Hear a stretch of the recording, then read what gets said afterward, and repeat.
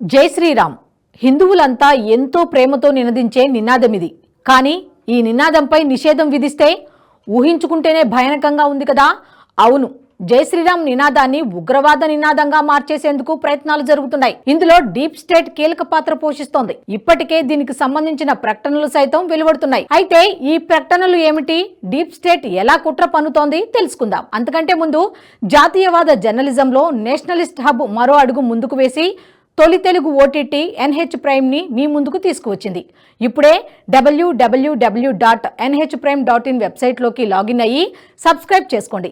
జాతీయవాద జర్నలిజాన్ని ప్రోత్సహించండి. తాజాగా బంగ్లాదేశ్లో జరుగుతున్న దాడులపై పోలీస్ అధికారి ఒకరు ప్రెస్ మీట్ పెట్టారు. హిందువులు ముస్లింలపై దాడులకు పాల్పడుతున్నారని తెలిపారు. ఈ దాడుల్లో ఇస్కాన్ సంస్థ ప్రముఖ పాత్ర వహిస్తోందని చెప్పారు. ఇస్కాన్ ఒక ఉగ్రవాద సంస్థ అని తాము గుర్తించామన్నారు. ఈ సంస్థకు చెందిన సభ్యుల్లో చాలా మంది తమ ఫేస్బుక్ ఖాతాలో జై శ్రీరామ్ నినాదాన్ని రాశారని, ఇది ఉగ్రవాద నినాదమే అని చెప్పారు. దీంతో బంగ్లాదేశ్ ఇస్కాన్ ను నిషేధించడానికి ప్లాన్ చేస్తున్నట్లు కనిపిస్తోంది. అదే సమయంలో జై శ్రీరామ్ నినాదాన్ని కూడా నిషేధించేందుకు పథకం రచిస్తున్నారా అనే అనుమానాలు కలుగుతున్నాయి. ప్రస్తుతం బంగ్లాదేశ్ లో తాత్కాలిక ప్రభుత్వంలో హిందువులపై దాడులు అనేకం జరుగుతున్నాయి. ఎక్కడికక్కడ హిందువులపై రాడికల్ ఇస్లామిక్ సంస్థలకు చెందిన వారు దాడులు చేస్తున్నారు. వారిని సొంత ఇళ్లలో నుంచి తరిమి కొడుతున్నారు. హిందువులకు తమ దేశంలో బ్రతికే హక్కు లేదని ప్రకటిస్తున్నారు. ఇక్కడ ఉండాలంటే మతం మారాలని, లేకపోతే ప్రాణాలు వదిలేసుకోవాలని హెచ్చరిస్తున్నారు. ఇందులో పాకిస్తాన్ కు చెందిన జమాతే ఇస్లామీ కీలక పాత్ర పోషిస్తోంది. కేవలం ప్రజలే కాదు, పోలీసులు, ఆర్మీ సైతం హిందువులపై దాడులకు పాల్పడుతున్నారు. వారి ఇళ్లలోకి చొరబడి మరీ హింసకు పాల్పడుతున్నారు. ఇంత జరుగుతున్నా కూడా ఈ దాడుల్లో ఇస్కాన్ పాత్ర ఉందని అనడం హాస్యాస్పదం. అయితే ఈ ప్రకటన వెనుక చాలా ఆంతర్యమే దాగి ఉందని విశ్లేషకులు భావిస్తున్నారు. అదే జై శ్రీరామ్ నినాదంపై నిషేధం విధించడం. ఈ నినాదాన్ని ఉగ్రవాద నినాదంగా ముద్ర వేస్తే ఇకపై జై శ్రీరామ్ అని నినదించలేరు. మరోవైపు ఇస్కాన్ ను కూడా నిషేధిస్తే ఇది అక్కడి హిందువులపై తీవ్ర ప్రభావం చూపుతుంది.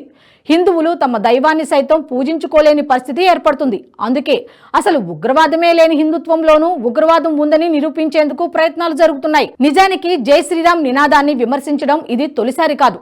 గతంలో భారత్లో ఈ నినాదంపై కుహానా లౌకికవాదులు చేసిన రచ్చ అంతా ఇంతా కాదు.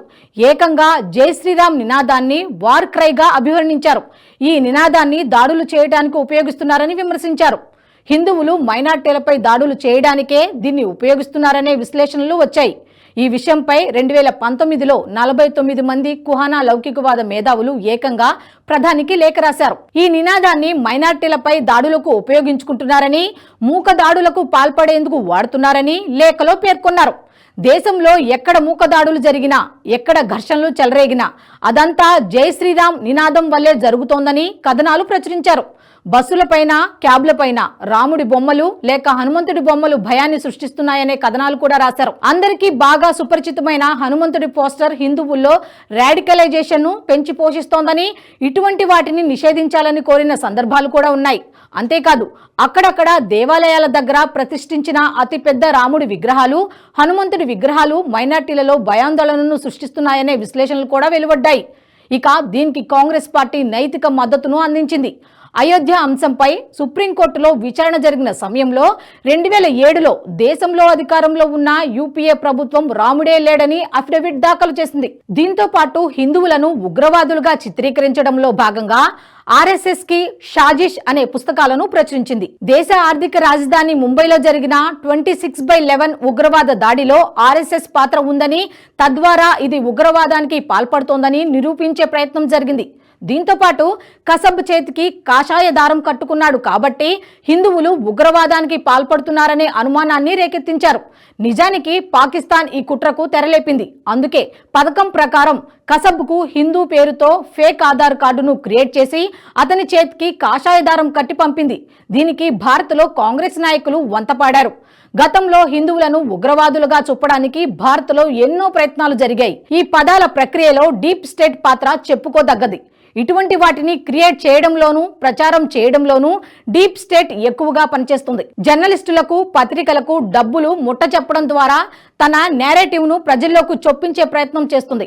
ప్రస్తుతం బంగ్లాదేశ్లో తమ అనుకూల ప్రభుత్వం ఉండటంతో అక్కడ నుంచి ఈ కుట్రకు ప్రయత్నాలు చేస్తుందేమో అన్న అనుమానాలు కూడా వ్యక్తమవుతున్నాయి, రేకెత్తిస్తున్నాయి.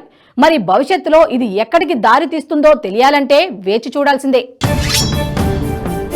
సాయి గారు మీ మీద నమ్మకం ఉంది, మీరేం చేసినా దేశాన్ని మంచి చేస్తారు, మీరు ఓటీటీ ఛానల్ ఓపెన్ చేస్తారు. Give me the honour to become the first subscriber. Thank you sir. NH ప్రైమ్ని సబ్స్క్రైబ్ చేసుకుంటున్నందుకు first thank you very much sir.